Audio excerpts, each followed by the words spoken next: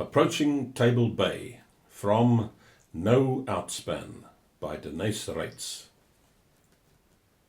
While these ominous events were shaping, our family affairs underwent a change. My mother died, and in 1896 my father resigned the presidency of the Free State owing to ill health. When he recovered, we moved to the Transvaal. He was appointed Secretary of State, the second highest position in the country, and my brothers and I were put to school at Pretoria.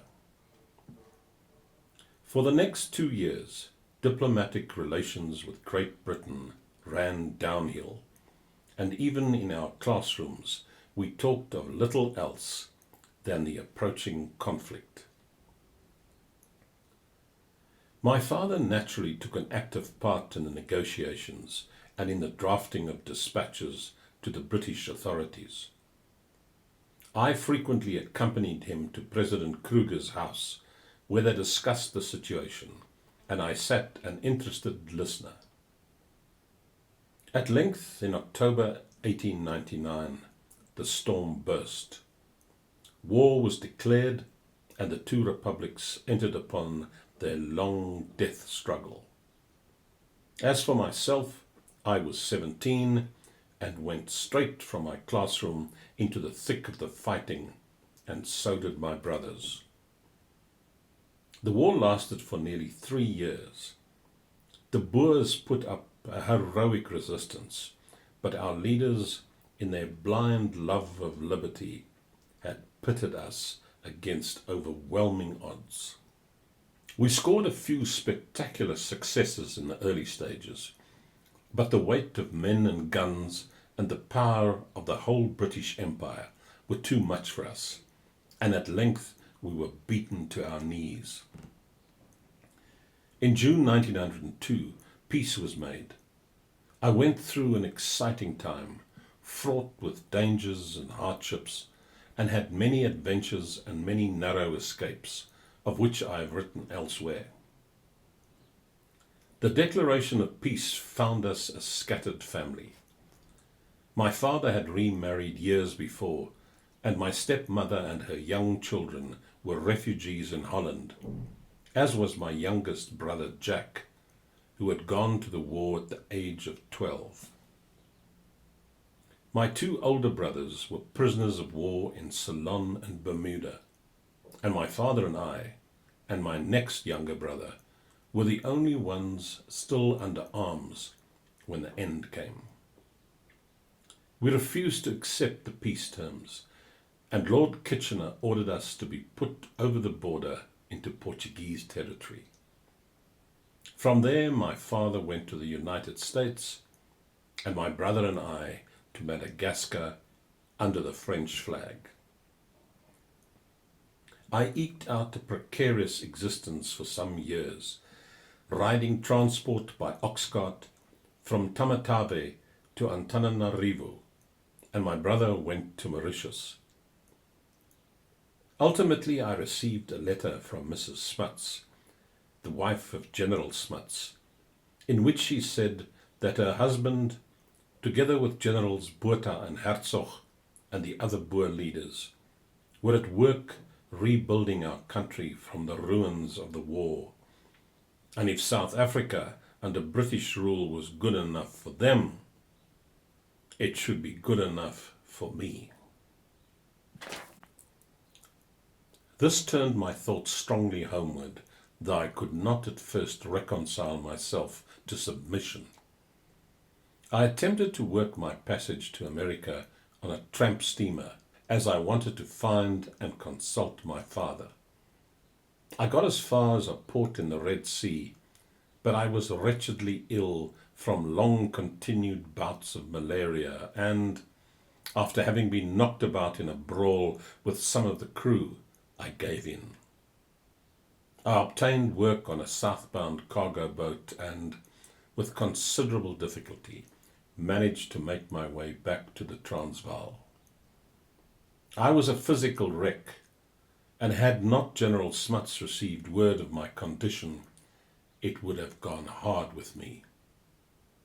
For the next 3 years, he and Mrs. Smuts kept me in their own home, and for their help and understanding in those dark days, I have not sufficient words of gratitude.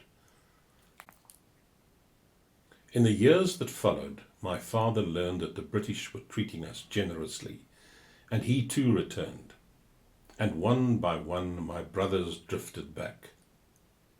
Slowly we picked up the threads of life, and our family began to retrieve itself from the tragedy that had overtaken us. Meanwhile, South Africa was marching onward. In 1910, the Act of Union merged the two British colonies and the two former republics into a single state, and with General Botha as our first Prime Minister, it looked as if there was to be peace and unity at last. But the Afrikaners are an intensely race-conscious people, as determined to maintain their separate identity as are any of those fierce little Balkan communities that have given the world so much trouble. Before long, there came rumours that General Botha's policy was too pro-British, and that it would lead to our being swamped by the English-speaking section of the population. The differences increased, and opposition against General Botha and General Smuts became widespread. General Hertzog, who had also taken a prominent part in the war, seceded and formed a separate group to combat the South African Party which General Botha had created. These quarrels rent South Africa for many years. I passed my law examinations and I settled down to practice in a village of Heilbron in the Northern Free State, and before long I was dragged into the political vortex. Tempers ran so high that it was almost impossible to keep out of the ring. I supported Botha and Smuts, while the Free Staters went over to General Hertzog, almost to a man. So I found myself well nigh alone.